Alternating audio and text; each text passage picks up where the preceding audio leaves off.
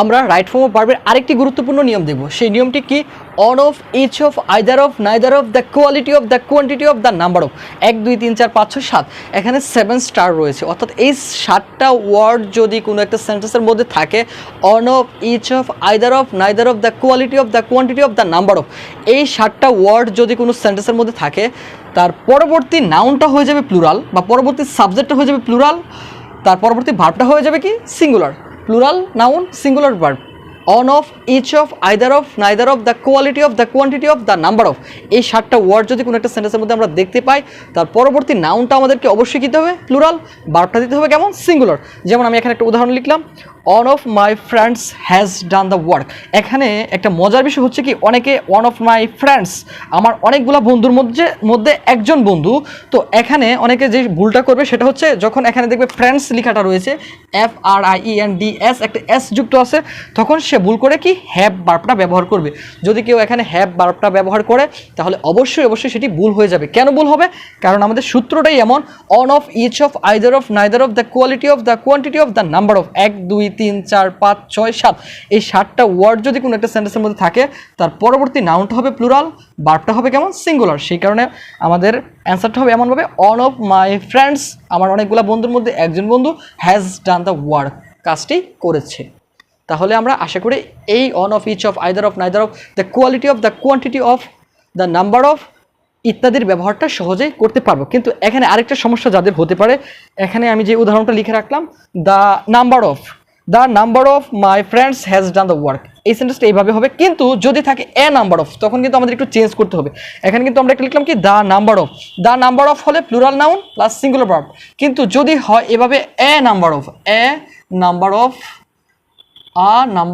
Of, তখন কিন্তু নাউনটাও হবে প্লুরাল প্লাস ভার্বটাও হয়ে যাবে কেমন? প্লুরাল। এই বিষয়টা একটু মাথায় রাখতে হবে। যদি এ নাম্বার অফ থাকে, তাহলে নাউনটাও plural, ভার্বটাও plural.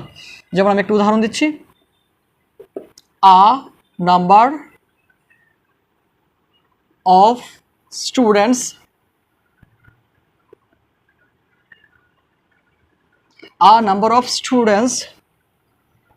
Are playing football.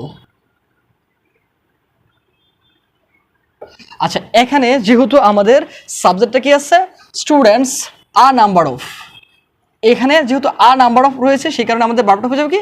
আর, অর্থাৎ প্লুরাল একটি ভার্ব হয়ে যাবে। কিন্তু যদি থাকতো দ্য নাম্বার অফ, তাহলে আমাদের নাউনটা হতো প্লুরাল, কিন্তু ভার্বটা কেমন হতো? সিঙ্গুলার হতো। এই কারণে এই বিষয়টি একটু সবার মাথায় রাখতে হবে। এখানে যে 7টা ওয়ার্ড লিখলাম, on of, each of, either of, neither of, the quality of, the quantity of, the number of ইত্যাদি থাকলে নাউনটা প্লুরাল, ভার্বটা সিঙ্গুলার। কিন্তু এ নাম্বার অফ থাকলে নাউনটা প্লুরাল, পাশাপাশি ভার্বটাও কেমন হয়ে যাবে? প্লুরাল হয়ে যাবে। আচ্ছা, এখন আমরা যে নিয়মটি দেখব সেটি হচ্ছে, যদি everybody, everyone, everything, nobody, no one, nothing, anybody, anyone, anything, somebody, someone, something. আরেকটা শব্দ আমরা নো দ্বারা মনে রাখতে পারি, নান, NONE, নান। এই শব্দগুলো যদি কোনো সেন্টেন্সের শুরুতে থাকে, প্রথমে যে বিষয়টি বললাম, everybody, everyone, everything, nobody, no one, nothing, somebody, someone, something, anybody, anyone, anything, যদি কোনো সেন্টেন্সের শুরুতে থাকে, তাহলে অবশ্যই পরবর্তী ভার্বটি কেমন হবে? সিঙ্গুলার ভার্ব হবে। রাইট ফর্ম ভার্ব করার ক্ষেত্রে খুবই গুরুত্বপূর্ণ নিয়ম। এই শব্দগুলো যদি সেন্টেন্সের শুরুতে থাকে, তাহলে তার পরবর্তী ভার্বটি কেমন হবে? সিঙ্গুলার ভার্ব হবে। যেমন একটা উদাহরণ লিখলাম, এভরিবডি লাভস হিম, প্রত্যেকে তাকে ভালোবাসে। আচ্ছা, এখানে যেহেতু কি আছে, এভরির পরে একটা বডি শব্দ আছে, সেই কারণে আমরা লাভের সাথে কি যুক্ত করলাম? এস যুক্ত করলাম। কারণ আমরা সবাই জানি, সাবজেক্ট যদি থার্ড পারসন সিঙ্গুলার নাম্বার হয়, তবে প্রেজেন্ট ইনডিফিনিট টেন্সের ক্ষেত্রে আমাদের কি করতে হবে? ভার্বের সাথে এস বা ইএস যুক্ত করতে হবে। এটা কোন পারসন? Third person. কোন নাম্বার? Singular number. আর কোন টেন্স? Present indefinite tense. এই 3টা শর্তই পূরণ করছে, সেই কারণে আমাদের কি করতে হবে? এভরিবডি লাভস হিম, অর্থাৎ ভার্বের সাথে এস বা ইএস যুক্ত করতে হবে। তাহলে আমাদের সবাইকে রাইট ফর্ম অফ ভার্ব করার ক্ষেত্রে এই 4টা রুলস অবশ্যই মাথায় রাখতে হবে। Everybody, everyone, everything, nobody, no one, nothing, somebody, someone, something, anybody, anyone, anything যদি কোনো সেন্টেন্সের মধ্যে থাকে, তার পরবর্তী ভার্বটা অবশ্যই আমাদের কেমন হবে? সিঙ্গুলার একটা ভার্ব হবে। এখন আমরা যে গুরুত্বপূর্ণ নিয়মটি দেখব সেটি হচ্ছে one type, on kind, on sort of, এরপর সিঙ্গুলার একটা নাউন হবে এবং সিঙ্গুলার একটা ভার্ব হবে। যদি কাইন্ড, টাইপ, সর্ট, এর সবগুলোর বাংলা অর্থ হচ্ছে ধরন। কাইন্ড, টাইপ, সর্ট, যার বাংলা অর্থ কি? ধরন অথবা রকম, একরকম বা এক ধরন ইত্যাদি যখন আমরা বলি, তখন আমরা ব্যবহার করি on kind, on type, on sort. এক ধরন, এক রকম। On kind, on type, on sort এর পরবর্তীতে অবশ্যই একটা সিঙ্গুলার নাউন ব্যবহার করতে হবে এবং ভার্বটিও কেমন হবে, সিঙ্গুলার একটি ভার্ব হবে। যদি এখানে অন না থেকে টু থাকে তাহলে টাইপের সাথে একটা এস যুক্ত করতে হবে, কাইন্ডের সাথে একটা এস এবং সর্টের সাথেও কি করতে হবে, একটা এস যুক্ত করতে হবে। Two types, two kinds, two sorts of, তারপরে প্লুরাল নাউন, প্লুরাল ভার্ব। অর্থাৎ যদি কাইন্ড, টাইপ, সর্টের আগে একটা টু বা থ্রি বা ফোর অর্থাৎ প্লুরাল একটা ডিটারমিনার থাকে তাহলে এদের সাথে এস যুক্ত করতে হবে এবং পরবর্তী নাউনটা হয়ে যাবে প্লুরাল, ভার্বটিও হবে কেমন, প্লুরাল।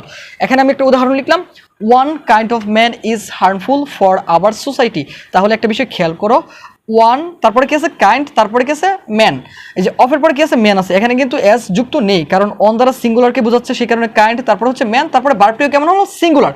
কিন্তু যদি এখানে একটু চেঞ্জ করে এভাবে লিখতো, টু অনের পরিবর্তে যদি আমরা এখানে এভাবে লিখি টু, অনের পরিবর্তে যদি একটু চেঞ্জ করে লিখি টু, তাহলে এখানে কি হয়ে যাবে কাইন্ডস, আর এখানে যে ম্যানটা আছে এখানে একটু বানানটা চেঞ্জ হবে MEN, অর্থাৎ প্লুরাল হয়ে যাবে man, two kinds of man, তখন ইজ হবে না, ভার্বটা কেমন হবে, two kinds of man are harmful for our society.